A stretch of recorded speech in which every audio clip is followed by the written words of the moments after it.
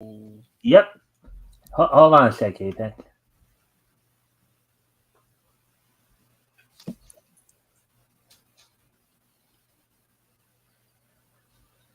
Hello, everybody. Howdy doody. Welcome to the Mikestand. Yeah. I was trying to make sure that the mic was working on there to where people would hear us and there weren't any problems.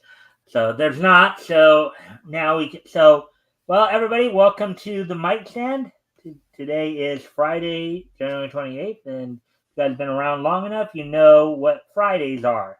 Those are the days we do the historical comic retrospect, where we take a bit of a trip back in time to comics past, look back at what, right now we're working our way through the golden age, of course, what many of our, our fathers and grandfathers were probably reading when they were kids, and jumping into those worlds. This week, of course, we're going to be looking at the comics that went on sale from Timely, what we know of today as Marvel, including Marvel Mystery Comics number 4 and Marvel Mystery Comics number 7, excuse me, and Daring Mystery Comics number 4, Volume 1, Issue 4, and Volume 1, Issue 7 for Marvel Mystery Comics.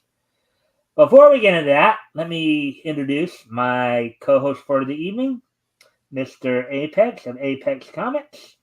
And as is customary on our channel here, I'm gonna go ahead and give him the spot to do some promo. Just before I do that, just to remind everybody, if you guys can like and share the stream, see if we can, get more friendly people in here to engage. That'd be appreciated. Also, if anything here grabs your attention, feel free to comment and or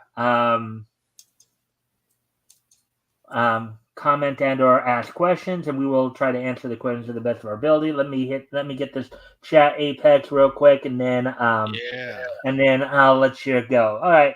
At Mike Walters, greetings, Mike. I was formerly Solid Redfield.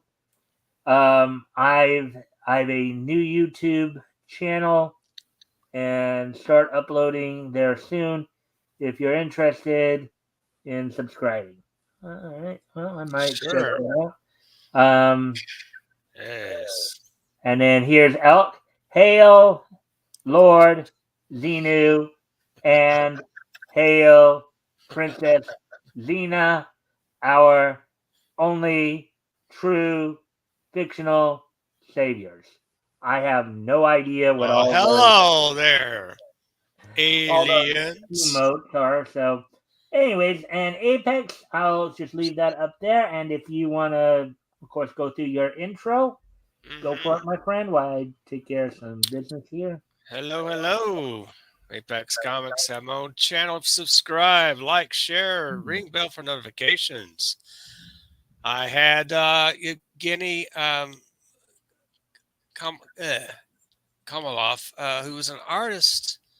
He has a Reaper Destroyer piece that's going to be on the second Reaper Destroyer campaign coming up around next year sometime. So Reaper Destroyer created by Joe M. Sontag. Joe M. Sontag referred me to Evgeny, and you can catch that interview on the replay on my channel. So it's a very fun interview. He shows a lot of his beautiful artwork. And of course, I'm a comic book creator myself. I create, write, draw, ink, letter, color my own comic books. I have a upcoming campaign later this year, Fembat, and after that, The Creep and Madam X, along with other IPs that I've created over the years. So catch my channel. All right. All right. All right. Neo Phantom Gamer, aka Solid Redfield. I have, of course, rechristened you a mod as you are a mod under your old name as well. So sorry, that was meant to say launching a new channel. All right. Okay. Good. Congrats. All right. Everyone subscribe to Neo Phantom Gamer. per social audience says, "Hi, Apex. Sorry about the emotes. Yeah. I hit the Well, new button and it populated emotes in each word." Oh, okay. That was unusual. yeah. But that's going back to since again you were, um, you under your solid Redfield name, you were a mod. I think, and I decided to make you a mod again because I have no reason not to. All Um, right. cool things. I got you modded on my channel too. Well, I don't know how I could be modded on your new channel when I You have haven't to even been over to your new channel yet. So I don't even know visit. how that's even possible. You can visit his new But channel and but he'll mod you. Just say yeah, something. Type it in. yeah. He'll get you. But but anyways, now that you are modded on my channel, of course, you can go ahead and share your link if you want, to let people know so they can go and subscribe to your channel. So, all right. So with that now that we are, of course, um, now that we got all that out of the way, again, just one more reminder before we get started on the material at hand. One, if you guys haven't already, if you guys can like and share the stream, see if we can get some more friendly people in here to engage. That'd be appreciated. Also, if anything here grabs your attention, feel free to comment and or ask questions, and I will go ahead and we will go ahead and try to answer the questions the best of our ability. With all that being said, with all that being said, da, da, da, da, da, da, da, da. Well, that's more of a Superman. But anyways, let's get to why everybody's here on this lovely Friday evening. Right there, Apex. Let's get the comics started. Right. Yeah. So, Do, do, do, do, do, do, do, do, do, do. all right. So there we go. Let's get into it. That wasn't what I was trying for, you dingy. Hmm. Sometimes these things like to play little games with me. But anyways, Yeah. all right. So there we go with that. So Marvel Mystery Comics, May number 7, 10 cents. Man, Yeah. can you imagine how? I mean, you think about it with the money. You were to take the money in your pocket, like okay, so let's say you had $20 in your pocket right now, right? Yeah. Yeah. And the comics were 10 cents. That means Mm. you get 10. So if you get 10 for $1, for 20 you could get what? 10 times 20, 200. 200 Yeah, comics. 200 comics, huh? Wow, Damn. that's kind of cool. That's So, awesome. You could probably grab like 10 of those and some Human Torches and Submariners and, yeah, uh, a bunch of other Golden Age great comics out there on the spinner racks back in the day. yeah. What we reading? A anti-mob detective, a jungle orphan, a pilot, an That's athlete, a wizard. Let's see, I'll read and some there's of characters. course Neo Phantom Gamers YouTube. So we will go check that out later. But anyways, Hmm. well tonight of course we have four features we're gonna look at, two from this comic and two from Daring Mystery Comics Volume 1 Issue 4. For this one, of course, we're gonna be looking at the original Human Torch, the android Jim Hammond, and Prince Namor, the Submariner. Yeah. And then we're going to be looking at Purple Mask and Marvek the Super Robot um, in Daring Mystery Comics. So, without any further ado, let's get to this. And here's the color: Human Torch, Kazar, the The, original Kazar. I think that one. I think that one the is Jim Angel. Wren. Yeah. Yeah. The Angel, Submariner, Electro. Electro, Ferret. Ferret. Nice. Oh, Look at that's cool. that. I like that cover. Yeah. Well, look at that. They had the girl strapped to that table right there. Always with the bondage in the 40s, right? Well, if you remember, wait till we start reading Wonder Woman, right? Oh yeah, man. That will Yeah, there come you in go. a bit down the line, 19, Yeah. so. But with that being said, boys G-Man outfit with lie detector. Really? Wow. Hmm. All right, so let's get started here. Let's see now. All right. Busy crowd stop, stare, and scream as the Human Torch plummets down in the heart of Fifth Avenue. It's the Human Torch. He's back in New York. Why?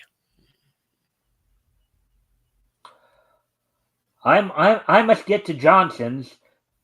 He's the only one who can help me. Later, Torch. with his flame subdued, the torch reaches Johnson's apartment. Torch. This is a surprise. I haven't seen you since our Orton adventure. What's up? Nothing much. I need your assistance. I want to be a policeman. Just like that. Nice and straightforward, huh? It'll mean a lot of hard study, but that's what you want to do. I'll help you. Good. Bring on the books. I'm itching to get started. Now, of course, let me just remind everybody, and this, of course, I don't know anything about the Submariner story yet because we haven't got there yet. I, didn't pre-read or anything that, Right. but well, many of the heroes of this time that we were getting to know initially did not have good relationships with the police. It developed over time. Right. It's considered vigilanteism. There's a mystery man out there trying to do our job. We have to run those people in. Yeah. That kind of thing. Time flits by swiftly, but hard work and constant study make the Human Torch known on the records as Jim Hammond, an honor student upon his graduation from police school. We now find him on his beat in the slum area. You have a tough beat here, Torch. Jim. Just one thing. Watch out for a guy named Roglo. Yeah. I've heard of him, Johnson. He's a small-time politician, but don't worry, I can take care of myself.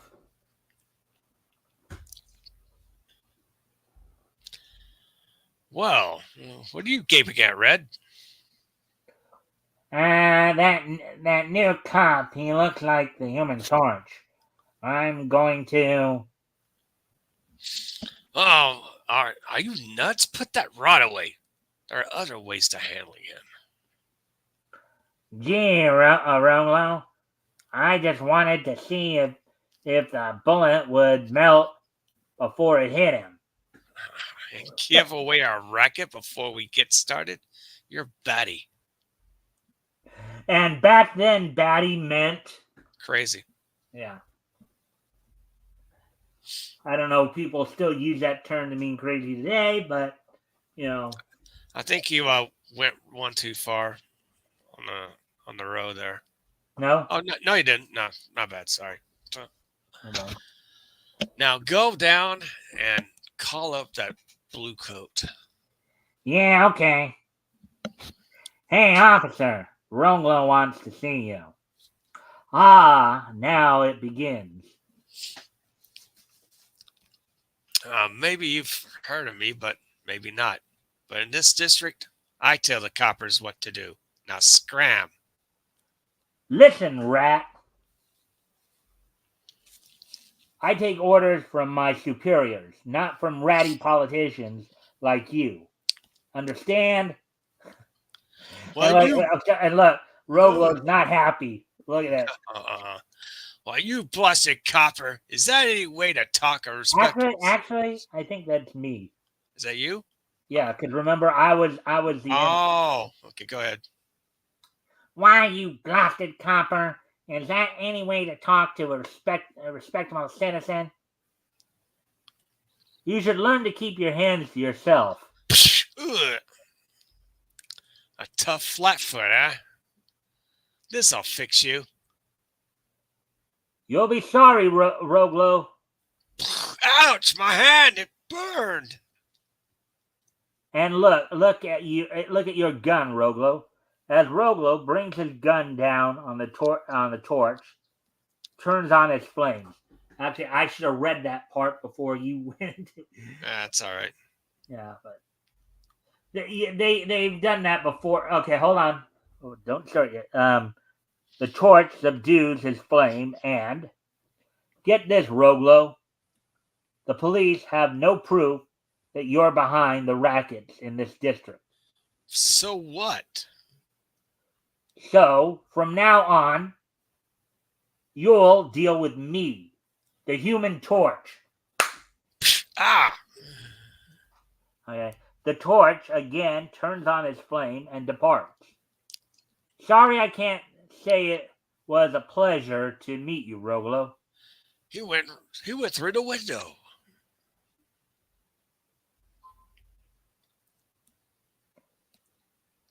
Oh boy. Okay, here's a goof.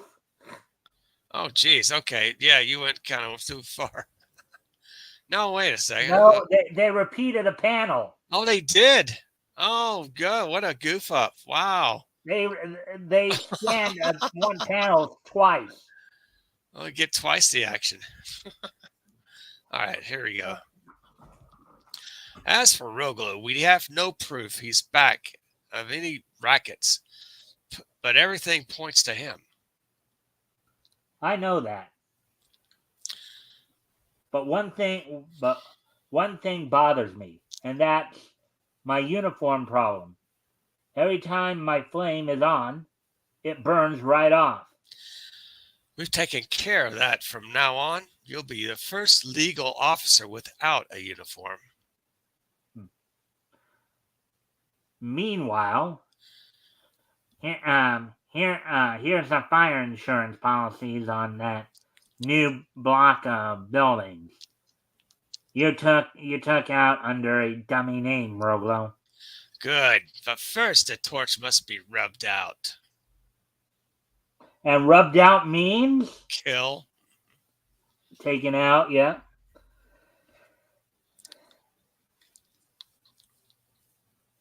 That's easy talk, Roglo. It's been tried before, but yeah, this time it's going to be different. What's this? His hat. Say, this gives me an idea. Hello, police. I'd like to speak to officer with shield number 234001. I found his hat and wish to return it. Yes, I'll hold on. Hello, this is Officer Hammond. You say you found a hat with my shield number? Yes, and if you want it back, meet me at 339 Dawson Street. It's a trap torch. Yeah, yes, Roglo, no doubt. But yeah, Roglo's no doubt. But what's his game? Why is he so anxious to trap me? He's too big a man for petty revenge. There must be something big about to happen, and I'm going to be there. Well, the case is yours, Torch. Meanwhile, at 339 Dawson Street. Is everything set for our pal, the Torch? Yeah, once inside the door, he'll never escape. Good.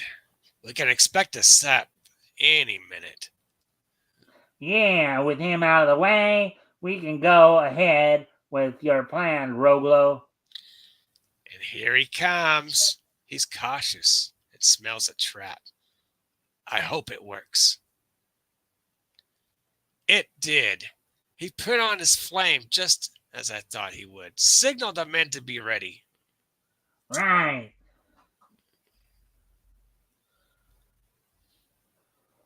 Outside, the torch sends his blazing body into the wooden door, setting it on fire. Just in case there's a reception committee behind this door. Inside the house, the heat from the torch's body sets off automatic sprinklers that douse his flaming body. Well, I'll be. Hold on. I just want to check and see if any comments are being said. I know we haven't addressed that in a while here. All right. Okay. Yeah, there's the chat. We are vacationing in the Catskills and had to come back. To the office on Fifth Avenue, yeah.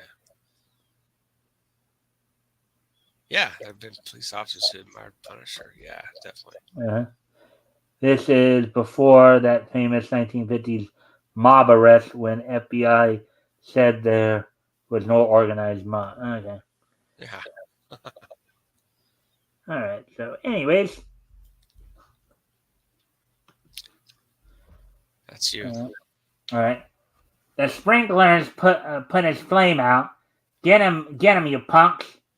Make sure the wrapper is on tight, and he'll bust it into flame again. Don't worry, nothing can breathe this fast in this. Too bad I can't stay to witness our destruction, or your destruction, Torch. But I'm late now for a lecture on slum clearance. Goodbye, chump. You have your orders, Red. Right. Okay, you guys. Okay, yo, guys. Start carrying him down to the cellar. Sure, Red. I got a permanent cure for the torch down here. But first, chain him to the furnace and make sure those chains are tight.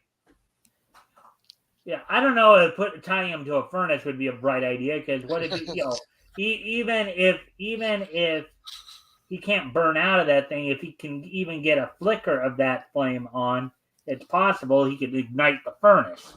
Yeah, it'd probably blow up the dang building. Yeah. What now, Red?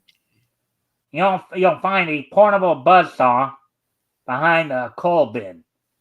Get it. This is going to be fun.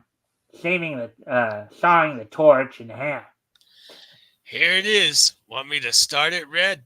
Look at that torch. Look at that saw right there. That portable saw. Buzzsaw. Wow, that isn't. Yeah. It won't be long now, Torch. Closer and closer. The whirling blade comes toward the torch. The chains become dust under the sharp teeth of the saw. Then suddenly, it can't be. The torch is blazing again.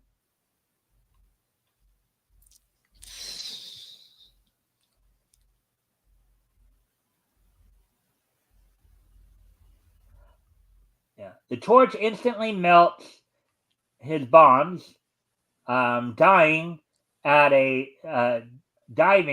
the sawing machine, reduces it to a liquid as Red's henchmen open fire. Now, here's my theory. They probably thought that if they wrapped him in that plastic, that they would trap the oxygen in there, and then he wouldn't risk flaming on because he might not be able to, he might take all the air that he would normally be breathing in. Okay, it's melted plastic. What was that? He melts it. Just melts the entire plastic. Yeah. Well, there's nothing I was thinking because he's an android. Maybe he doesn't breathe. Yeah, it's true. A wobbly streak of flame is the torch's answer. Both men stare as they watch their guns melt. Look, our guns!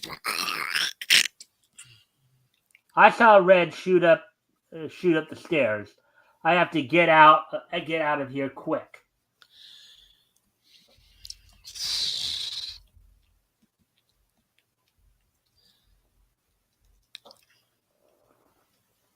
All right, so let's see. Taking a mighty leap. Yeah. Yes. Taking a mighty leap, the torch burns his way through the floor after floor with his blazing body, and finally through the roof. Now to land before Red gets away. There he goes. I could stop him easily, but let the sap think he made good his escape. Now that's something I've noticed in here too. Make good his escape. Mm-hmm. The particular word combination there. That's a very interesting. I noticed that's a word combination they use a bit more. How would we say that today? Make his escape. Yeah, right. We might just simplify it a bit. Right.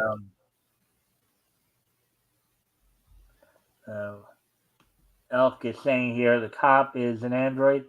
Is why I need to watch this stuff. History. Yeah. Well, yeah. Well, okay. Yeah. The first Human Torch, Jim Hammond, was in fact an android. Right. Not to be confused with the second Human Torch, Johnny Storm, who was flesh and blood and was given those flame powers via, the cosmic radiation, right. in the Fantastic Four origin. But Jim Hammond was a android. So created by Dr. Phineas Horton. Yeah, correct. So it's my guess he'll lead me straight to Roglo. I wonder why the torch didn't try to stop me. Maybe his plan is to follow me, huh? But in this heavy traffic, I'll lose him easily. You think? I don't think so. But later, not a sign of him. Now to spill the bad news to Roglo.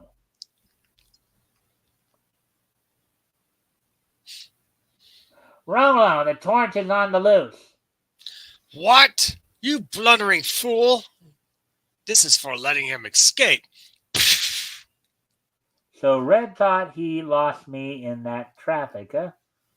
I saw him go in that building. And here I go right through the roof. That's the price one pays for not following orders. Okay, you guys, get the kerosene cans ready. We're going to do a little slum clearance.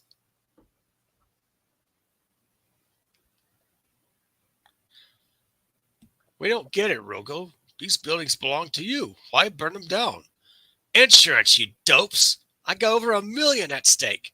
Now get going with the kerosene. The old insurance fraud bit. Yeah, a fire sale. Yeah. So to speak. Hello, Roglo. Uh-oh. I see you got red. This is one rap you won't beat. The torch. Roglo lifts a can of kerosene and hurls it at the torch. Oh, that's a bright idea. Yeah. Throw a can of kerosene at a ball of fire. I love it. I wonder what's gonna happen then. He's gonna burn up the building. You wish to hazard a guess, Mr. Apex? Yeah, of course. He's gonna burn the buildings down anyway. The torch is doing it for him. Or it could just simply cause one big hellacious explosion. Yeah, but how's this? What the boom? He's out, but his flame still burns. Ha! This is going to be better than I thought. In what way, Roglo? Simply this. The torch will be blamed for burning down the buildings, giving us the legal right to collect fire insurance without any trace of arson. Get it? Sure, boss. The flames are spreading. Let's get out of here. Later, the torch comes to and subdues his flame. Blazes, I feel like a sledgehammer hit me. But what's this? Red's moving. He's trying to talk. Wrong is a rat. Really? You're just figuring that out now, buddy? Yeah. He plugged me, set his own buildings ablaze so he can collect insurance. Oh, it's you, the torch. How did you start? How did you start burning when I came at you with a song? Fire insurance, so that's his game, huh? The saw, huh? Quite simple, Red. When you cut the chains, the wrapper ripped. Hey, he's dead. Jumping flames, I can hear people screaming. They must be trapped. I've got to save them. In a flash, the torch reaches the street. Roaring blazes, the flames spread to the adjoining building. The whole block's on fire. With a mighty leap and yell, the torch soars over the block, and the flames follow their master. What's this below? A river and a neat place to dump the flames. Oh, this is going to be interesting to see how this all turns out. Did you see that, Roglo? You couldn't collect a nickel's worth of insurance now. And he goes, to the car. We got to beat it. Hurry, the torch. He spotted us. The devil with the traffic lights. Faster, the torch is after us. Okay, boss, here goes. Ha! I'll just flip my arm and let this sheet of flame do its duty. Wow, that's like that's an effect of a I've seen anime, particularly like samurai anime or animes where you have swordsmen where they'll like magic swordsmen, they'll like flash their blades like that and send a energy thing out. What the? It can't be. That flame got past our car and melted our front wheels. I can't stop her. Let me just. All right. And here's a fireball for good measure, rat. The superheat of the fireball splits the street. The torch then turns off his flame and rushes for Roglo. That's for trying to do away with me. Stop! Take me to the headquarters. I'll confess everything.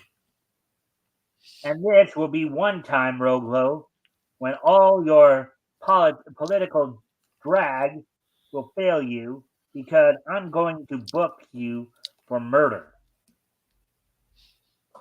Later, at police headquarters, the torch finds everyone running around. Hey, what's all the excitement about? It's a riot. Call the Submariners. It's a riot call. The Submariners wrecking the city.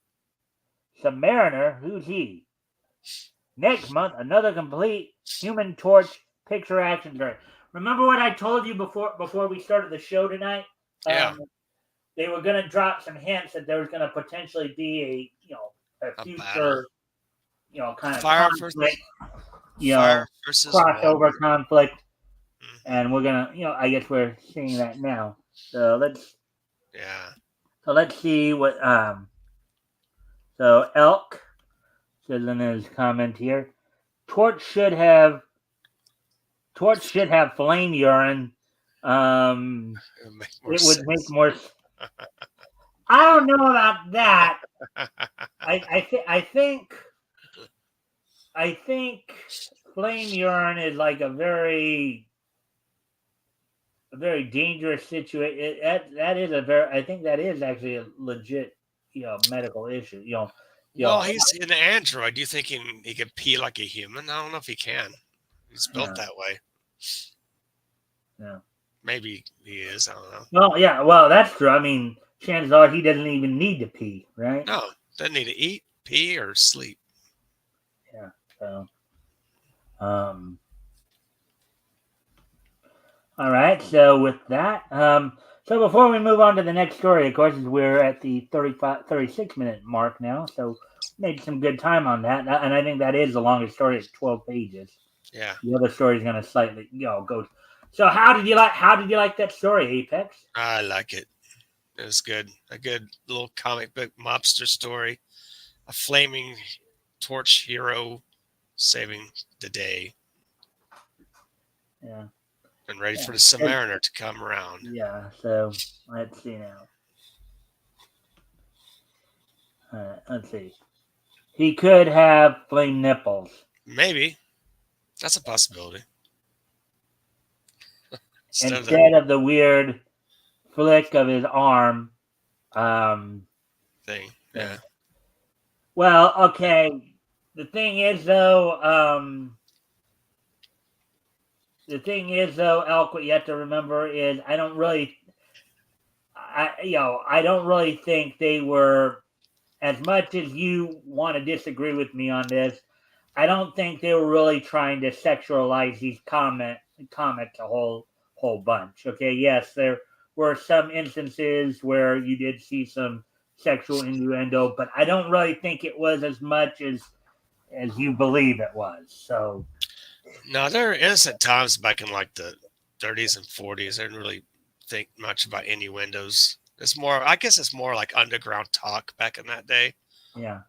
Yeah. Well, it's kind of funny because last week when I had RJ on, one of those stories we were reading was the Hawkman story from Flash Comics #5, the Right. kidnapping of Iona Craig, and you did kind of have a scene in there. Granted, the bad guy was, Arabic, was Yeah. Arabian. Mhm. So the idea was, and Iona Craig was a female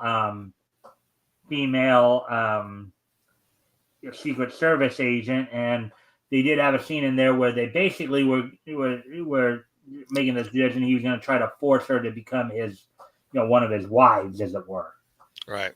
part of his harem, and of course he acted accordingly. If you get what I mean, Yeah. Mhm. implied, but not Not shown. Yeah. not shown. Um, Right. Let's get the other one. yeah. Haha, I didn't think the flame nipples as sexual. Oh, it's just a biology thing. Yeah. So let's That's a flame. flame pea. But the P comes from the same place as the other stuff, so. Oh, But anyways, yeah. that's enough of that. Anyway, so let's see the angel right there.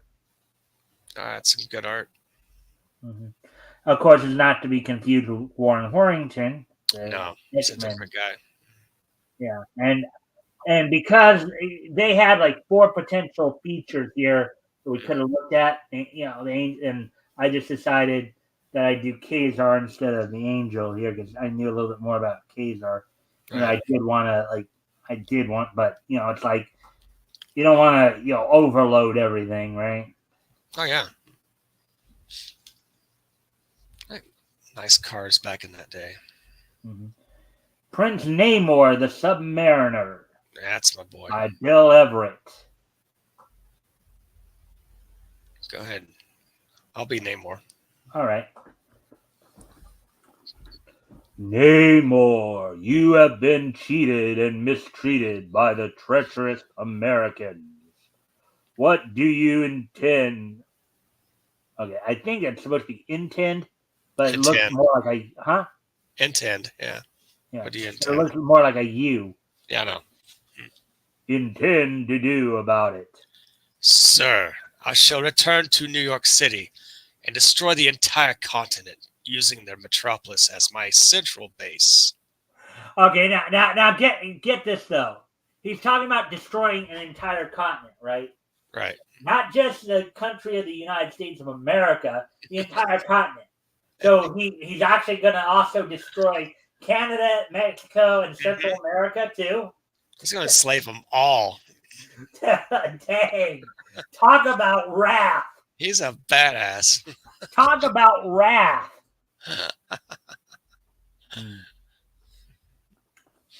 Well spoken, lad. I place at your command the entire naval fleet, and shall bestow upon you any aid that you request. Thank you, Your Highness, but I shall not need aid. This is a selfish grudge, and there is no reason yet to make an international situation of it. When the time is ripe, our people will step in and take over. In the meantime, I shall clear the way. So, is he gonna annihilate the? Is he gonna annihilate the continent, or is he going to conquer it? He's going to conquer it. If he has to, he'll annihilate it. Yeah. All right. In his private aerial submarine, Namor speeds north like a streak of lightning deep in the subsea.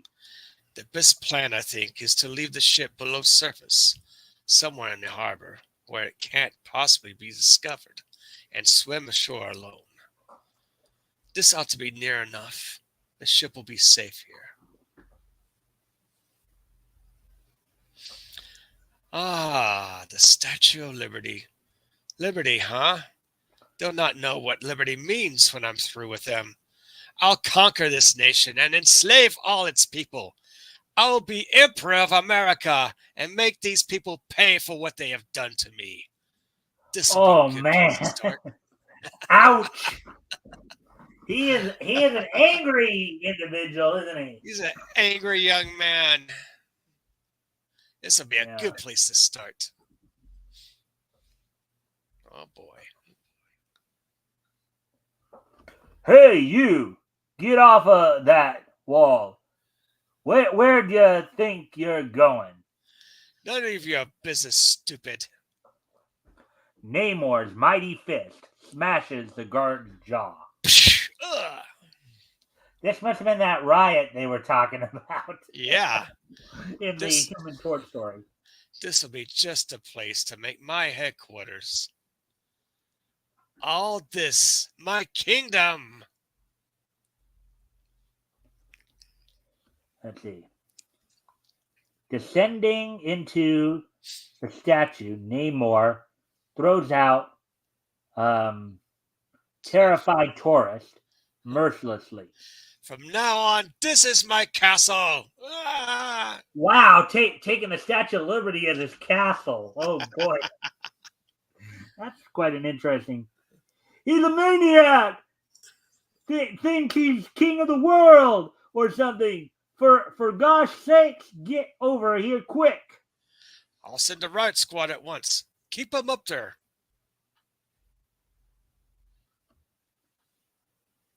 Maybe it's a Submariner. I sure hope not. Returning to his lookout atop the statue, Namor stands on the torch and sees. I've had dealings with these stupid policemen before. They amuse me.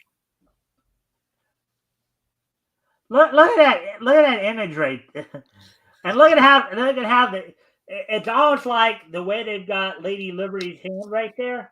Yeah. It's a real hand. It's not just made of Oh, stone. yeah. It's like a real giant hand with flesh. Yeah, quite a bit of an artistic trick right there. Hold on. I just want to check to see if there's been any comments there. Sure. Yeah.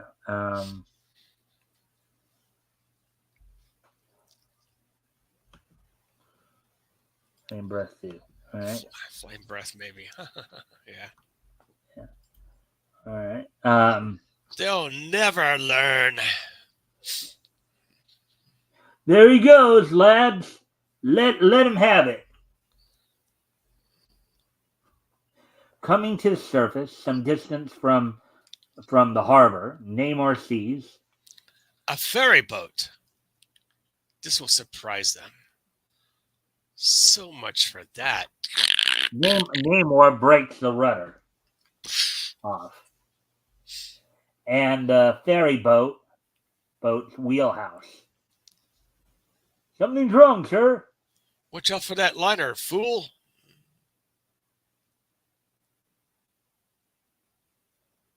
I think that one on the left now is you. Oh, okay. Hard A port, Evans, sir. I can't do anything with her, sir. She won't respond. We'll crash if she don't pull out right now.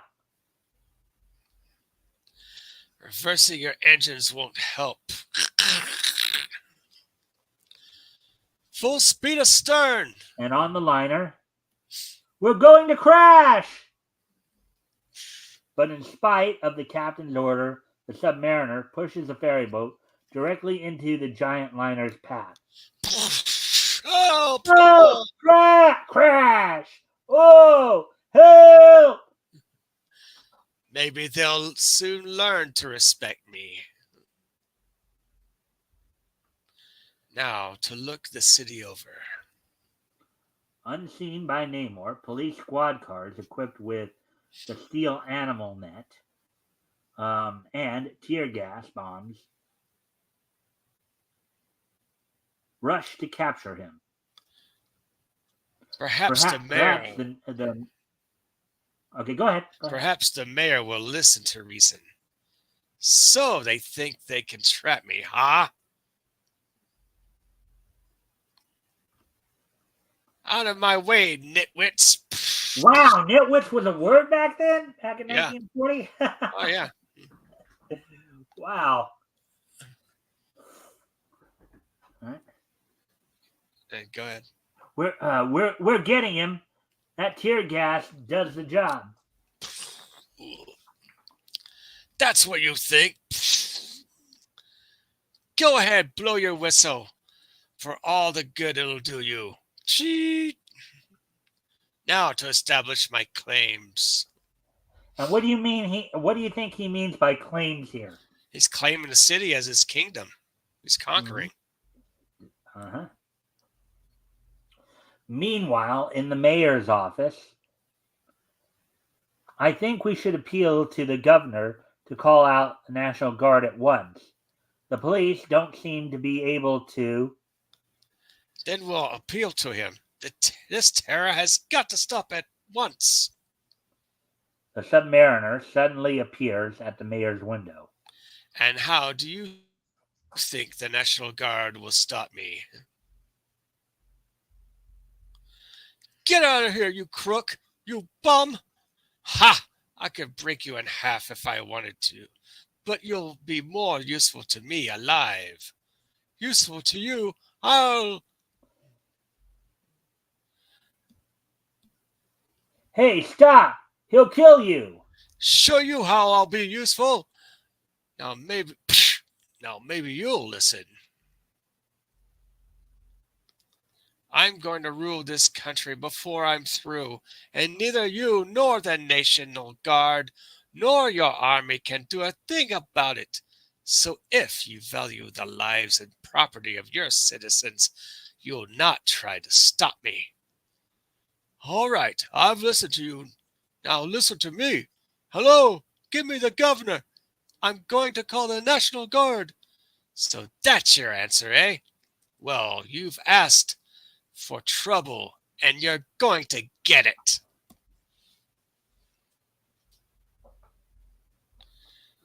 numbskulls. I'll show them.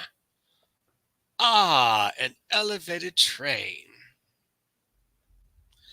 Now, I know Rick would be sitting, and he is acting more like a villain here in this Yeah, case. this might. We've debate like Rick and I have had kind of this ongoing debate since we first read Namor, whether or not he was like a hero, a villain, anti-hero. Yeah. Because much of what he was doing when he first came, when he first came around, right? Yeah. Mm-hmm. He was acting in a villainous way, but it was with more of a reason, feeling that he was, protecting his people and getting revenge for the crimes against his people by the surface rollers. Oh yeah. Here though, it seems like he's the aggressor though. Oh yeah. So there's a clear difference between some of the earlier, like in the earlier stories, there was more of a debate that could be had than what's happening now. True. This might teach the fools. The Submariner rips out a second pillar and the L crashes. The L, of course, is the name of a train in New York. Yeah. Ooh. Now what? Ah, the Empire State Building. So they're proud of this, are they? Of course, as we know, back about 23 years ago, I guess there is no more Empire State Building now. Well, there is. There's a World Trade Center, but still the Empire State Building. Oh. Yeah. Yeah, the colorist made a mistake. Oh, yeah. I'm more surprised that they had tear gas. Oh, yeah, they did.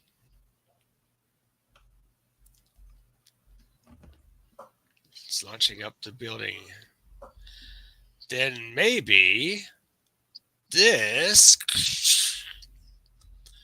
will impress them. Crash! Meanwhile, in the police commissioner's office, I'll be Betty Dean. I was going to be, because I knew I'd already had you as the commissioner, but okay. You want to be the commissioner or Betty? I'll be. You're the commissioner, so why don't I be? Oh, what do you want to do? You'll be commissioner? Yeah, you be commissioner. No, you're already the commissioner. Oh, okay. You can be Betty Dean then. All right. Yeah. Miss Dean, something has got to be done. You are the only person who might influence this madman. I don't know, Commissioner. After the way we let him down, but I'll try. Now, back to my castle, the Statue of Liberty. Yeah, I was wondering when Betty was gonna step in here because she was the only one who. The Submariner's attraction for Betty proves too strong to resist, and Betty Dean. I should ignore her, but oh, Namor, why must you do this? Ha! You should ask that. Please go home. Let us live in peace. I'm afraid for you, Namor. Afraid? For me? Yeah. I just realized that I had you being the mayor before, and that's why I thought you were the commissioner. That's right. Yeah. But anyways, yes, the Human Torch is now a member of our police force. I've heard of him. So you think that little flame of his can hurt me? Ha! Oh no, Namor. Tell your people I'm not through. And as for the torch, let him come. See, now they're dropping the hint from this end too. This is going to be an exciting cry. And just to let you know, and this is also why you should also be watching the other episodes, even the episodes where you're not co-hosting. Because next week when we do Archie, we're gonna see probably one of the first multi-feature, like 4-feature crossover. Oh, nice. between two books. You know, Okay. the Shield, Oh yeah. the Midshipman, the Wizard, and the West Pointer. So you're gonna be, Okay. and I Wow. guess that's it, right? That's it. Yeah. They didn't even have a closeout there. They didn't even have a to be continued or in next issue or anything like that. They just Yeah. Masked Rider. So there That's we good. go with that one. So now that we're done with the Submariner story, Mm-hmm. as we look through kind of the rest of the artwork here for It's the kind of rest of nice. the comic, what did you think of the Namor story? I love it when Namor just thrashes out. He's like commands over everything. He's very staunch and regal, but yeah, he's just overconfident and very arrogant. He's a very arrogant anti-hero. It's just great seeing him just Yeah. go about his But way. hasn't he always been depicted that way? Oh, always, yeah. Yeah. Yeah. Stronger than a whale, he can swim anywhere. He can breathe underwater and go flying through the air. Noble submariner, prince of the deep, so beware deadly demons. Lord Namor of Atlantis is the prince of the deep. Do you know where that's from? Yeah, Marvel superhero animation. The cartoon from, Yeah, you remember the company name? 1966. Forgot the name of it. The name of the company was Grantway Lawrence Animation. Oh, They're the yeah, that's same right. company. The same company that 1 year later did Spider-Man. Spider-Man. That's right. They That's what did. it is. Huh? Yes, that's right. Yeah, Yeah. I remember. And Yeah. Grantway Lawrence was actually based up in Canada, believe it or not. Okay, there's Kazar. Oh wow. Yeah. Kazar, the first Kazar right there. I think that's Jim Rand. 1940s. Yeah. Jungle Adventure, which were very popular. I mean, there you had a number of jungles start. You had Kazar, you had Sheena, you had there were a few of them out there at the time. Uh, that Frank Frazetta one, Thundra, was another one from the Yeah, 50s. and I remember last week too, where Doc Savage. Well, even though he wasn't really a jungle hero as much, but he More still. of a scientist adventurer in the pulp magazines, and Yeah, later appeared a in couple weeks comics. ago, we got into Street Smith. We got in, and had Rick on. We got into Street Smith publication, so we were Oh yeah. looking at the Shadow, Mm, Doc Savage, and Street and Smith's Iron Monroe, not to be confused with DC's Iron Monroe. right. Yeah. And the Iron Monroe and Street and Smith's Iron Monroe was pretty interesting in that you basically had a bunch of colonists from Ganymede, one of the moons of Jupiter. Right. They were originally Earthlings and then had migrated to Ganymede, and of course, Iron Monroe was raised on that planet in that environment. And so they get back to the top here. Yeah, some good stuff here, huh? It's like 64 pages for 10 cents. That's great. Unlike today, where you get 32 pages for like $4 or more. Oh, yeah, I thought it would got up to like $6.99. $5.99, yeah, for like 32 pages. $6.99 for 48 pages, and it goes on and on. Okay, let's get to the next book. Yeah, I just want to quickly see the Chat. So we're well the chat and also 50 just we hit the 59-minute mark now, so Yeah. So let's get caught up on the chat here. Hi, hey all. Hey Rick. Hey Rick. Hey all Rick. Hello, Crash Comment. Yeah. They have at least some rising action, lots of emotion. Oh yeah. His plan is still Bond villain dumb, but hey, okay. Yeah. Somebody Namor. Yeah. Hi, Neo, Phantom Gamer. All right. So, anyways, friendly reminder, of course, guys, if you guys can like and share the stream, see if we can get some more friendly people to engage. Also, if anything here grabs your attention, feel free to comment and/or ask questions, and we'll try to answer the questions to the best of our ability. Actually, I'm going to set up for the next, but I'm going to need to step away from the computer for a moment Right. after that. So when I do, if you want to promote anything, engage the chat in any other way until I.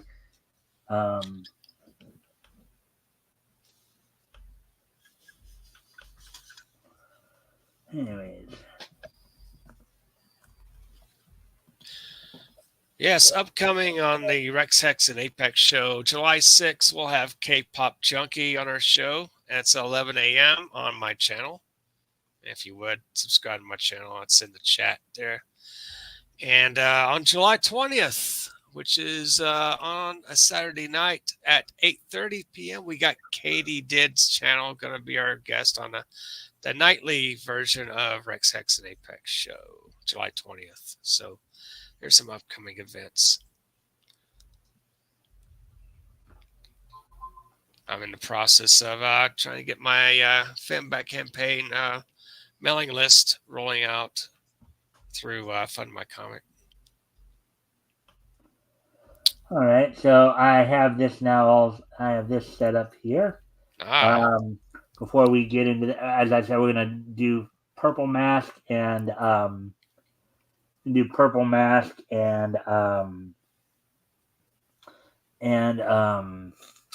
Marvex the super robot. Let me get this last comment here, and then oh I'm yeah. gonna. Oh, and Apex. Thanks, Parasocial Audience. Fun live streams. Thanks. Yeah. All right. We I'll have be a right fun. back. So if you want to talk, chat with the chat for a Yeah. moment while I Yeah. just go take care of something real quick, I'll be right back. Yes. I love having the live streams and get more viewers. I think it's good to have the chat in there. You're pretty much in the moment during these live streams. You can comment. We're always saying what you type in there. It's always fun. That's a great thing about YouTube.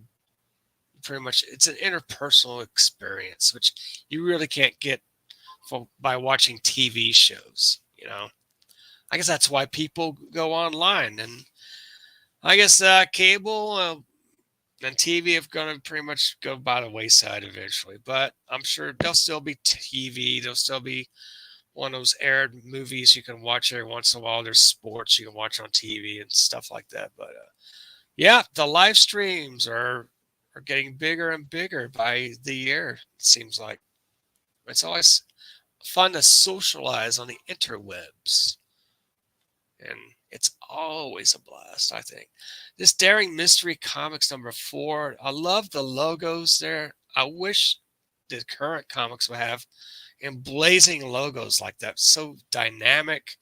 It pretty much punches you in the face when you go into the comic book shop and Daring a Mystery Comics, bam, #4. And it's too bad it's not 10 cents. It would be like what, $4.99 or $5.99 nowadays. But yeah, get out your wallet and buy a copy of Daring Mystery Comics. Can you imagine going back in time to like 1939 or 1940 and then grabbing a copy of that with like 10 cents in your pocket? It'd be like what, 11 cents with a little 1 penny tax. Man, that's crazy. Got a whole dollar, buy 10 of those comics. And some spare change for tax there. Oh, man. So Parasocial Audience says, fun to see the real sense of humor behind the comics. I know, right? Yeah, these comics obviously are made by professional adults, mainly directly at kids and young adults, and some adults there who like to read about heroes and villains. But imagine all the work that's produced these comics. You have to have a team of artists and writers and editors just to tighten up the stories, make it look really good. So there you have it, right there. Real sense of humor is on the comics, and even in the 1980s, it was $2. Yep, Yeah. that didn't really get insanely expensive until what, like the last few years here. Yeah, like to 2008, 2009, somewhere in there, $3.99 a copy. Then started to actually get increase the amount every 5 years, roughly. Yeah, Inflation and the printing press. yeah. His Rich Billion comic was $1.99. Oh yeah. All right. So, anyways, let's get into this next comic here. Um, Daring Mystery Comics #4. All new comics. yeah. G-Man Age, K4 and the Sky Devils, Trojak the Tiger Man, Hmm. Monaco the Magician, Marvex the Super Robot, Purple Mask. All right. Okay. So Oh, cool. several other star features. So here we go. Ah. The purple. Now look at that lettering right. The purple. Right underneath his arm. Yeah, no He's giving kidding. his Look at purple the that. headlock. Ah, he's punching the other guy. Purple and green, which I guess Marvel. They were like villain colors, weren't they? The purple and green. Oh, you're frozen. Uh-oh.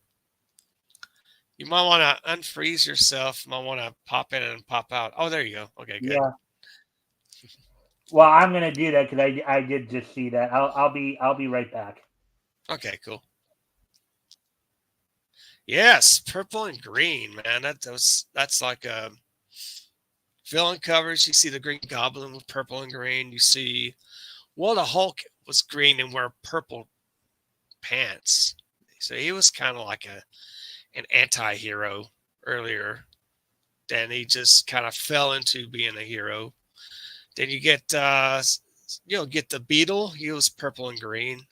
There's other characters with that color of the color scheme. All right. So now that we got all that out of now that we took care of that, yeah. The thing is, this is one of the things about doing the shows in the summer. Mm-hmm. Sometimes the signal gets a little wacky. Oh, okay. Right. Yeah, I learned color theory and art for social. All right. So let me grab the page there. Yeah. Yeah, extra long editions for $2. Yeah, with the 64 pagers back in the 80s. Yeah, it's about $2. Like All the right, so annuals. now let's get going. Are you ready here? I'm ready. Right, the purple mask. You could be the purple mask. All right, witnessing a daring bank robbery, the purple mask goes into action to beat gunmen at their own game. In broad daylight, a daring robbery takes place. Oh. Assistant District Attorney Dennis Burton witnesses the robbery. Oh. Their dastardly deed done, the bandits make a quick getaway. The alert Burton starts in pursuit. I'll give them a run for their money. Step on, kid. I think we're being followed. Let's see. Mile after mile, Dennis Burton keeps on the trail of the gang. I mustn't let them out of my sight. Past the city limits and into the country speeds the bandit car. Oh, look at this. Look, he's coming upon a train crossing here. Oh. We've seen this back in not just these Golden Age comics, and the Golden Age cartoons too. Undaunted and braving the approach of the Express, Burton dares certain death. Close shave, but I can't lose them. In here, quick. Oh, go ahead. The gangsters turn off the road. In here, quick. This is the spot. I'll drive past to make them think they've lost me. We lost him, boys. Wonder who he was. Dennis Burton forms a plan. Let's see. I'll hire the wagon and all as is. It's a good bargain. I look enough like a farmer to fool them. As a traveling peddler of farm products, Burton enters the hangout. No one answers. Burton is afraid they have escaped him. That's funny. No one around. Good Voices. haul, right? Hold on. Voices come up. Voices come up from the cellar. Good haul, all right. But a narrow escape. Yeah, we got to get out of this place. I think it's hot. I wonder who that guy was that followed. Don't know. And we ain't going to worry about him. It's kind of funny. Okay, something's a little screwy here because look at where the tail's at there for that. Yeah. And who they're attributing that to. Yeah. Sounds like they're attributing that to the guy who's pursuing them, but why would he be saying that? I don't know. That's kind of, that I think is a mistake right there. Yeah. Donning his purple mask, Dennis Burton goes into action. It's the purple mask. But suddenly, the purple mask is struck from behind. Leaving the purple mask senseless, the gang rushes to their car. Let's finish him. Get going. We got no time for anything. The thugs speed away in their car. That man's a demon, I tell you. We got to get to the chief right away. That was some blow, and they escaped. Disappointed at his failure, Dennis Burton returns to his office. Did you know that the First National Bank was held up? This is Mr. Whalen, the president. Yes, and I'm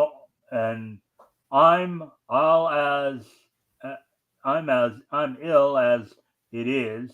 I can't stand a shock like this. Talk it over with Mr. Whalen. I'm assigning you to the case. Let us talk. Drive home as we drive home, please. I'm sick. It's terrible. It's a terrible thing, and I have been ordered south for my health. I'm leaving tomorrow. There's nothing to stop you. Oh, oops. Oh, actually no. Actually, it was right. Oh, was that me? Is that my I character? don't know. No, I think they're both me. Actually, I think They're both you. Yeah. there's nothing to stop you.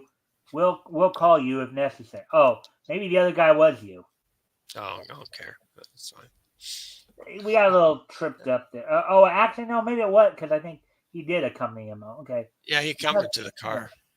There's nothing to stop you. There's nothing to stop you. We'll call you if necessary. All right. So Burton recognizes the chauffeur, a criminal of long standing, but says nothing about it. Won't you come in a while? Oh, wait, I think that was me. Oh. They're both still me because it's Burton and. Okay, go ahead. Won't you come in a while? No thanks. I hope your health improves, sir. Returning later, Dennis Burton decides to shadow chauffeur. There he is. Maybe this will not be such a mystery after all. To a deserted part of the city, Burton follows. You were doing the thugs. The boss will meet you at the southern retreat. He is leaving tomorrow.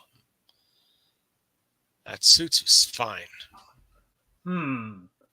The boss will meet you at the southern retreat. I wonder. Okay, let's follow What through. what do you think that could possibly mean there, Apex? I don't know. We'll find out when we read further. Yeah, but you know what? Do you want to know what I suspect, or shall we wait? Let's just wait. All right. Let's keep reading. All right. We're full of. Was that you? Okay. Yeah, well, there's some narration at the bottom there. Oh, okay.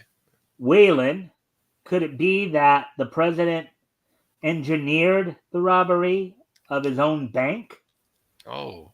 That's what I was. That's actually what I was suspecting. Yeah. We were followed by the purple mask, but we fixed him. Yeah. Wait till Wayland hears about it. Hot on the trail, Burton follows Wayland on the same train heading for the south. So, and you know, he's just a couple of seats back. Right.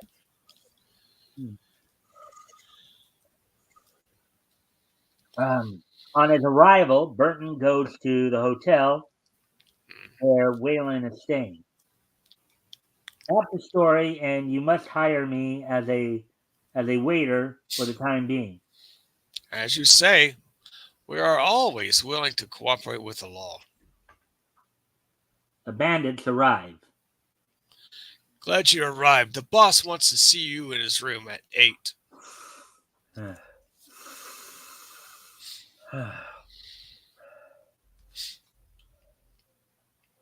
Later in Wayland's suite. Come in, boys. You did a fine job, or you did a good job. Now we'll split. Dennis Burton overhears. Ring for the waiter. Let's have a drink. No, that's actually. I'm sorry, that's from them. Or maybe that's me. Ring for the waiter. Let's have a drink first. Burton impersonates a waiter. Did you ring, sir? Yes. Champagne for all. Donning his purple mask, Burton re-enters the room. Hurry up, waiter. Yeah, there's a tip waiting for you. I'm sure there is. No thanks, I'll take this. The purple mask! Thought you lost me, huh? Well, here I am. Ow! I'll just lock them in for safekeeping. Now, to call the police. Let's get out of here quick before he gets back. The door's locked. Out of the window, quick. Burton returns with the police. Be careful, boys. They're a dangerous mob. Gone. They've escaped. There they go. Quick as a flash, the purple mask leaps out of the window to the motorcycle below. And I'm going after them. All right. Mile after mile, the chase continues. The purple mask is gaining steadily. I'll trade you shot for shot.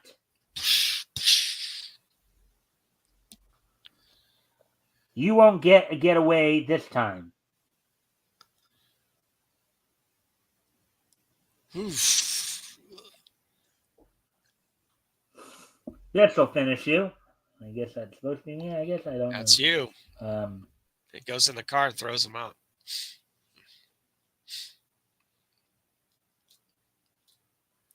Yeah. Keep going. for the chief. Yeah. Tell him it's with the compliments of the Purple Mask.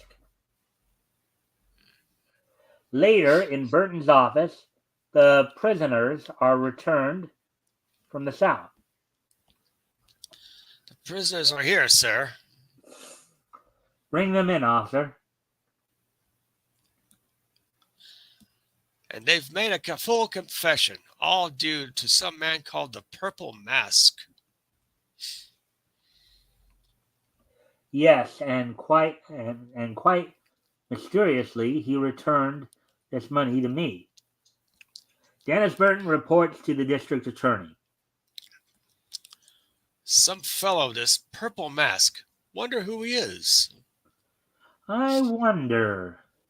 Watch for another action-packed Purple Mask thriller in the next issue of Daring Comics. Yes. All right, so Apex, how did you like that story? That's good. Nice basic story with mobsters, and the good guy wins and returns the money. And we're thinking, oh, who is this masked man? Oh, I don't know. All Yeah. right. So, anyways, all right. So let's continue on. Then we have one more story to get to. Yeah. Which is Marvex, the super robot. So there's Keyboard and his Sky Devils. Yeah. Now this I think is a reissue or something like that. Because see how bright these panels are. Yeah. Compared, I mean this looks like maybe it's a reissue, or what do they call when they redo it when they republish it? So it's a reprint. A reprint. Yeah, a reprint.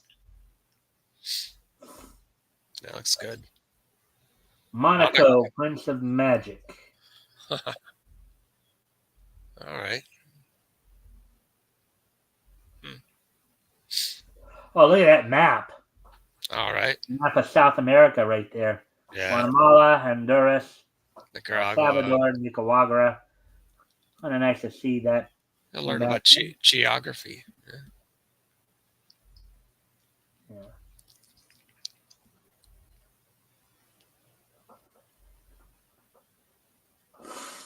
Wow.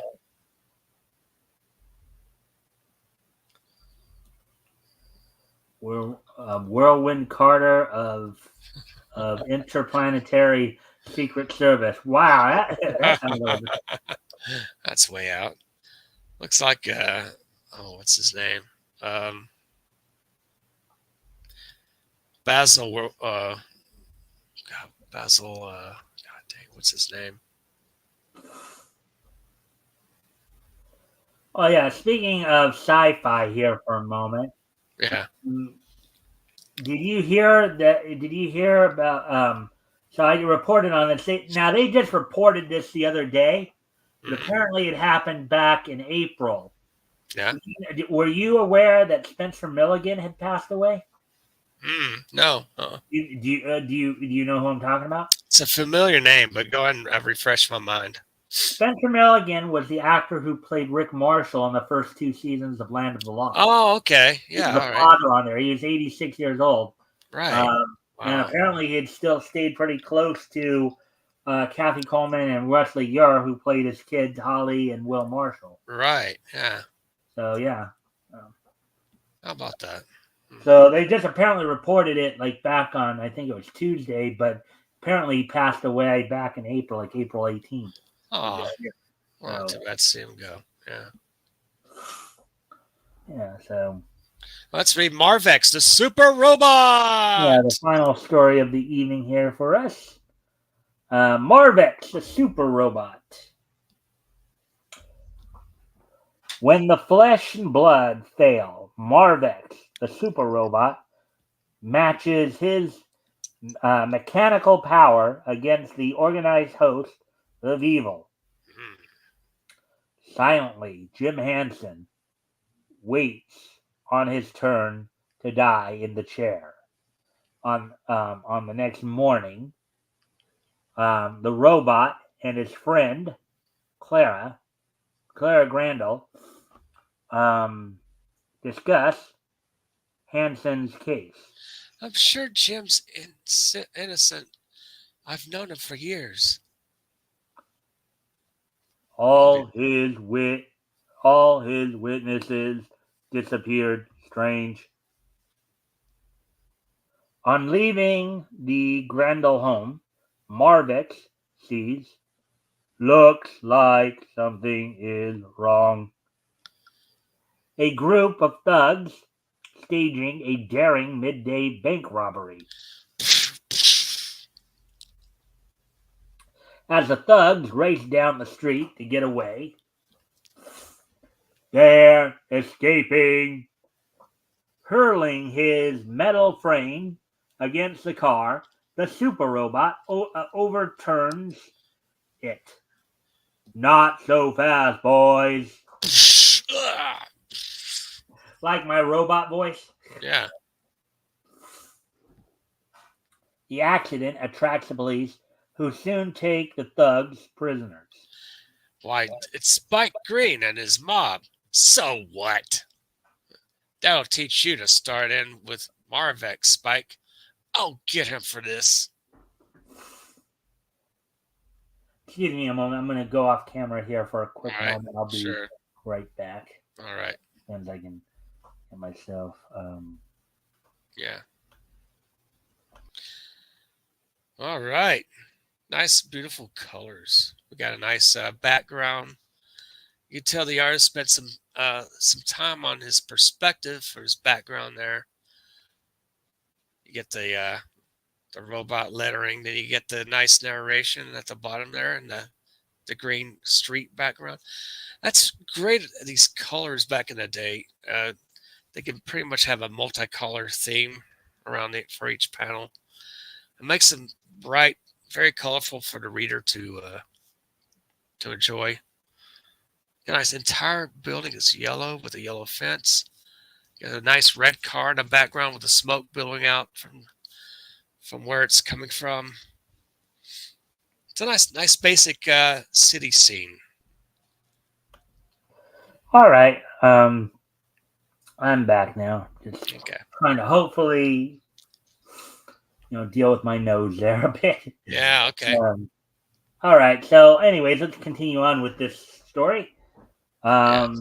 As Marvex leaves the scene, a car speeds toward him from the distance. Spike Green, he had something to do with Jim Hansen. The robot is caught in a steel net and hurled from the speeding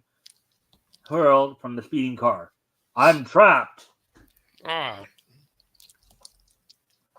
For blocks, the speeding car dragged Marvex along the ground. Now that is, whether you're metal or made of flesh and bone. That's That hurts. not a nice feeling. No, it's awful.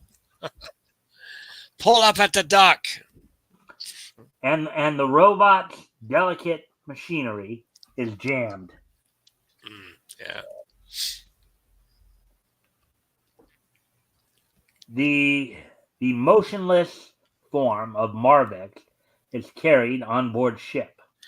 We'll fix him so he won't meddle in Spike's affairs again. Full speed ahead. A short distance from shore, the boat drops anchor and That's it, boys. Over the rail with him. the robot is tossed overboard. The shock of striking the water sets the machinery back in motion. I'm sinking. His power returned. The super robot smashes his way out of the steel net.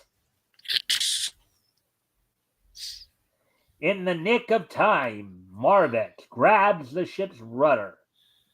Now to settle up with them. In the doorway of the cabin, Marvex overhears Spike's gang plotting. What's next? We gotta wait here. Spike's gonna break out and meet us here. And they dropped an important Important important bit of news. What's the boss taking chances for? Jim Henson's in the same pen. He might recognize Spike as the real killer.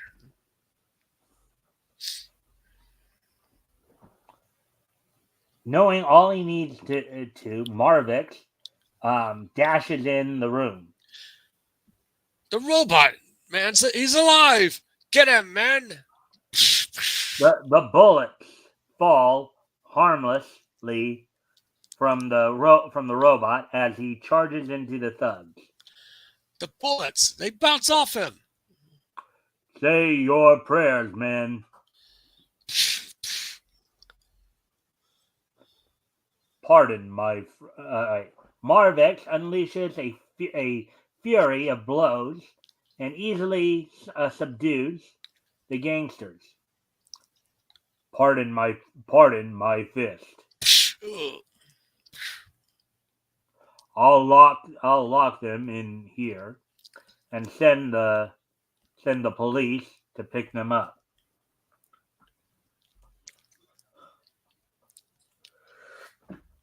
All right. That's how I prevent my sneeze from flying all over the place. Yeah, I you just got it. right Okay. There you go. Marvex speeds to the harbor police. The police are notified while. Good. We'll get them. Take my car, Marvex. Notify the warden about the break. Marvex speeds to the prison. I hope I'm in time. At the warden's office, and Spike Green and his men will try a break today. Impossible. They're at mess now. Everything is quiet.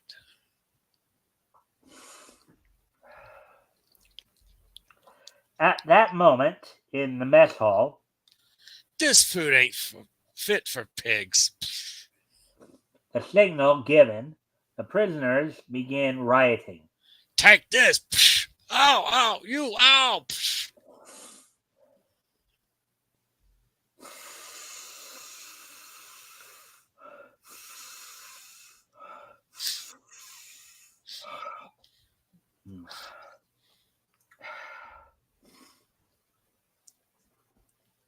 Outnumbered, the guards are easily subdued. Kill them. Kill the coppers.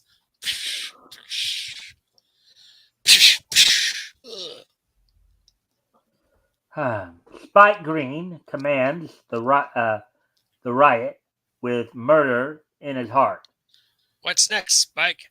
Follow me. I'm gonna finish the warden off. Led by Spike, the prisoners shoot their way down the corridor. The copper, he's gonna give the alarm. This'll fix him. I need to go off camera one more time here. I'll be right back.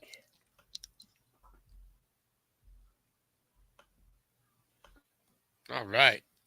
What's some action going on in this tale, my friends? It's a nice prison perspective. You got a nice dark ceiling there. Indicates some shadows. There's a guard pulling the lever for the alarm, but he's been shot. Boy, looks like the prisoner gangsters are taking over the prison. Will Marvex be able to stop them? I wonder. Well, he is a super robot. I'm sure he'd be able to take care of those guys. And this has what? Maybe 4 more pages left in the strip? Yeah, I'm sure you'll be able to take them all out. But the way this is going, yeah, very simple. All right, so let's get back to it then. Okay, then the next panel we got. There we go. Yeah. In the warden's office.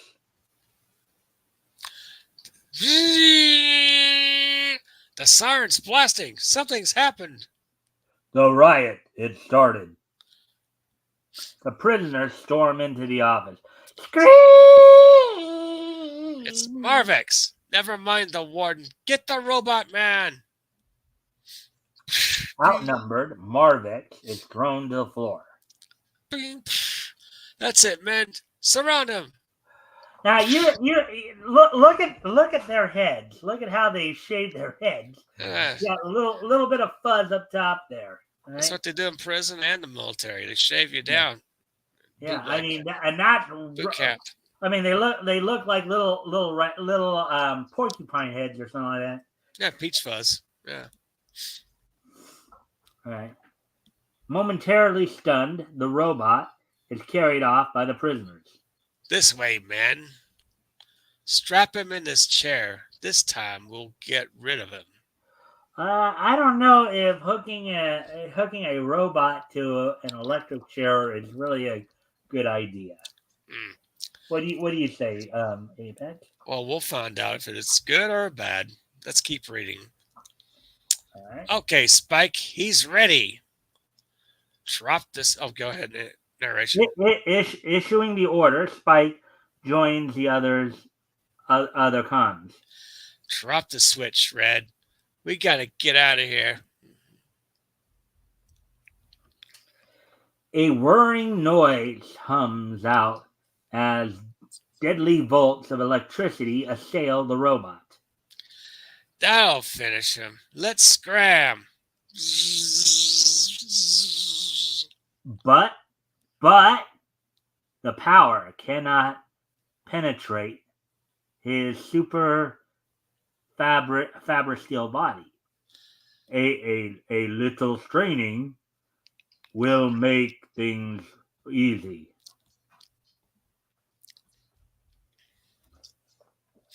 With a mighty lunge, Marvex frees himself. Outside, Marvex joins the guards on the wall. If they rush the gate, we'll have to shoot to kill. I'll stop them. The super robot defies bullets as he races to the prison gate. It's the robot man. He's running to the gate. Keep shooting. We'll rush the gate and break it down. Charge at the gate. That's what you think. Gangway, here I come. The robot smashing fist block the convict's escape. Keep away from the gate, and I mean it. Oh, that's what you say. Yeah, I think keep away from the gate, and I mean it. The guards open fire, subduing the convict. Meanwhile, Spike Green makes a last attempt at freedom. Look, Spike, he's leaving us. The rat. We're done for. Drop your guns. In the nick of time, Marvex shields Spike from the guard's bullets. Let me go. I'm saving you for the warden, Spike. It's the Hansen story I want. Jim Hansen didn't do the killing. I did. Don't hit me. So, even though he's liable to find himself in the electric chair, he's actually more afraid of the robot beating him up than ending up in the electric chair. Yeah, he is. Wow.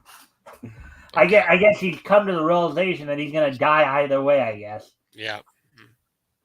Later, at the warden's office, Spike confessed, Marvex, you did not only stop the riot, but saved an innocent man's life. I don't know how much to thank you.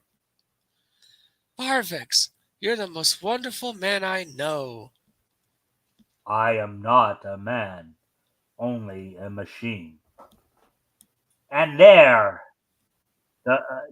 thrilling adventure, another thrilling adventure with Marvex, the super robot, will appear in the next issue of Daring Comics. Da, da, da. All right. So how as we look over the rest of the art here, Yeah, Dean and the Don Gorman here, what did yeah. you think of the Marvick story? I like it. Very, very adventurous. Mm-hmm. Like there's a map of the United States right there. At the Yeah, time, of course, we only had the continental Alaska and Hawaii were not part of the United States. The United right, States has 48 states. So, right. Yeah, that's right.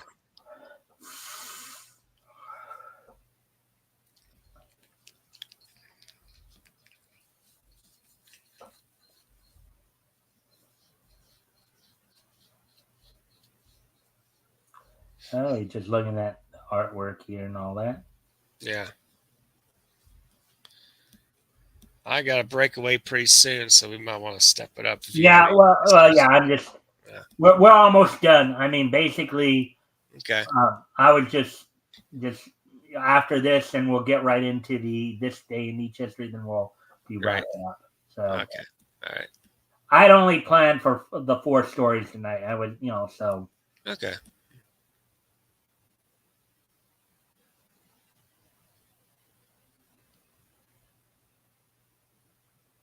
all right. So there we have that. All right. So overall, how did you like this? Overall, how did you like the stories tonight, Apex? Very fun filled. Very adventurous. I'm digging it. It's 1940s comics. You don't see that every day, and it's part of history. It's all good. Yeah.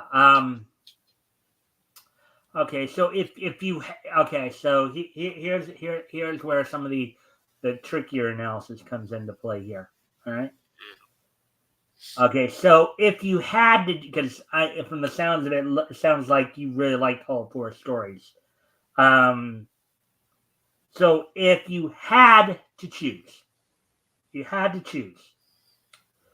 which story did you like the best? I like the Submariner one. Submariner? Yeah.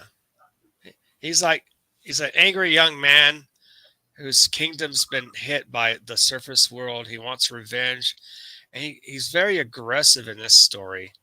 And he discovered that the Human Torch somehow is going to deal with him later, and Uh huh. it foreshadows the next tale. Right. So I Well, like. I told you this even before Mm, we went on that they were going to be dropping hints that this was coming. right. So, Okay. uh, yeah, I mean, the interesting thing, and of course, the Bill Everett writing it, who also wrote, of course, the original Amazing Man story as well, Hmm. um, or Centaur Comics.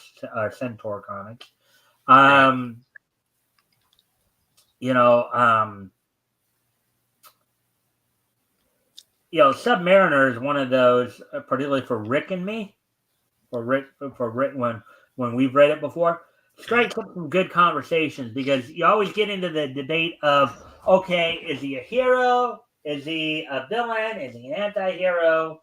You know, that debate of what exactly is Namor the Submariner, you know, Hmm.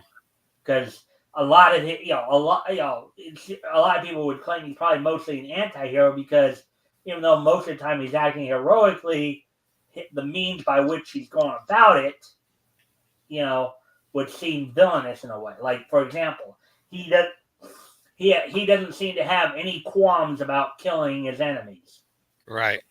even though as we've seen in some of the past stories, he has at least shown some signs of being willing to work with the police, and we see kind of like the one person who seems to be able to get through to him from the surface world is Betty Davis. I'm Betty sure Dean. Betty much Dean. to the Yeah. chagrin of the Atlanteans Right. of the timely Marvel universe. Hmm. Yeah. All right, so all right, well, so then one more question, then we'll probably start to wrap things up here. Yeah. Um, all right, so if you had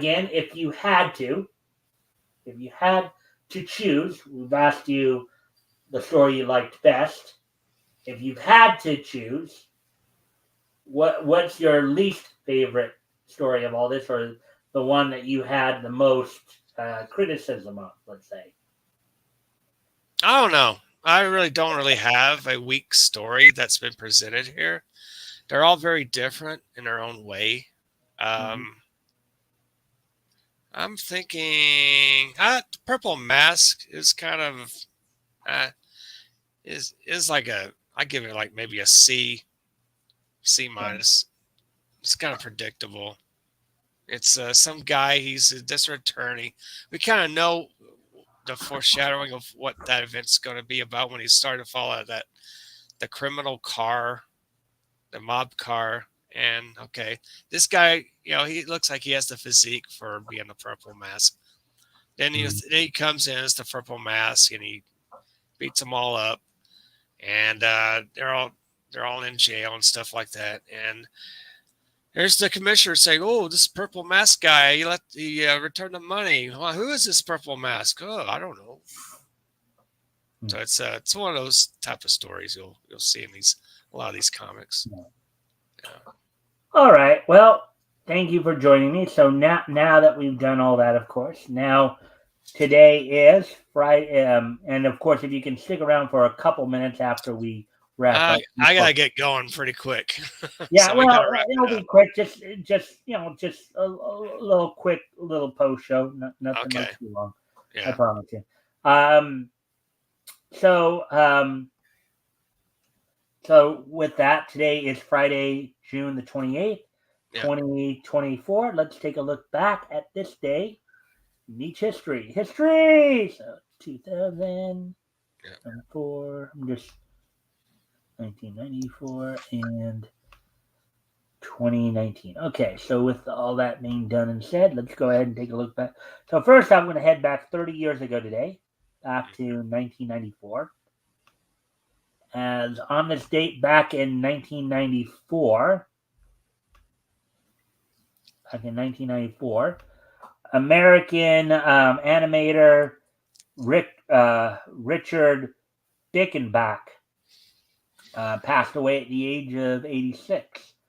He was an animator who worked for Warner Brothers cartoons, as well as was a layout artist and character designer for MGM and Hanna-Barbera Productions. He worked on animation for many cartoons and drew the art for several comic book adaptations of Hanna-Barbera's shows, including Yogi Bear and the Flintstones. So on this date 30 years ago today, Richard Dickenbach passed away at age 86. Right. Now moving ahead to the next piece in the history. We move ahead to the year 2000.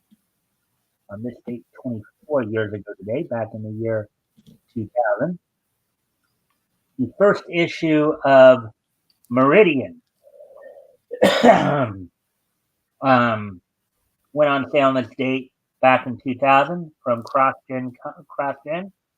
It was $2.95. Was 32 pages, written by Barbara Kessel,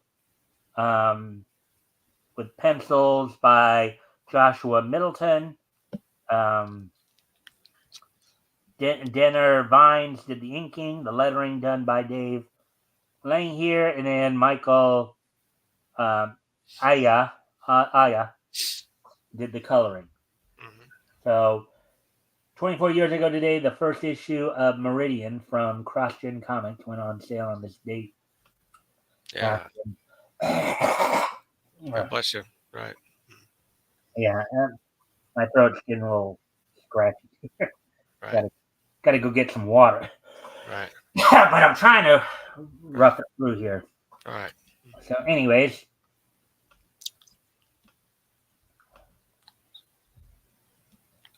All right, so moving ahead to 20 years ago today, in 2004, WWE held its Monday Night Raw from the Richmond Coliseum in Richmond, Virginia. The night after, I believe this was the night after their Great American Bash pay-per-view, one of the pay-per-view names they took from WCW, when they bought it out 3 years previously. The main event saw Chris Benoit retain the World Heavyweight title in a match in which he himself could only win by submission, but Kane, who challenged him for the World Heavyweight title, could defeat him by any means necessary. We also saw La Resistance of Rob Conway and Sylvain Grenier defeat the team of Rhino and Sergeant Slaughter. You saw Triple H defeat William Regal by DQ in a match in which Eugene was a special referee. Eugene was a very controversial character. Yeah. He was a very talented wrestler by the name of Nick Dinsmore. Unfortunately, they decided to utilize him as like a special needs character. Oh, yeah. And that kind of did not go over too well. And Right. then the opening match of the night saw Chris Jericho team with Edge to defeat Batista and Randy Orton. Right. So with that, we have one more piece of niche history to get to, and then we will be wrapping everything up. As on this date 5 years ago today, the third season of Bones Studios' Bungo Stray Dogs finished its run on Japanese television on this date 5 years ago in 2019. So 5 years ago today, the third season of Bone Studios' Bungo Stray Dogs finished its run on Japanese television. With that, I thank everybody for being here tonight, and I hope everybody enjoyed the show. Before we head out, Apex, do you want to do an outro? Yeah, subscribe to my channel, everybody. Subscribe, ring bell for notifications, like, share, all the rest. I do appear on shows like the Mikestand and sometimes on Devil Flyer and on Black Angus Reviews and a few other shows here and there. You'll spot me on the chat. You'll spot me everywhere else. And I'm just writing and producing some comics here, working on my Femback campaign coming up in November. So stay tuned. And with that, I thank everybody for being here tonight. I hope everybody enjoyed the show. And we'll be back here, of course, on Sunday with the weekend edition with our panel talking all things niche. And with that, I thank everybody for being here, and I hope to see everybody back here on Sunday. Bye.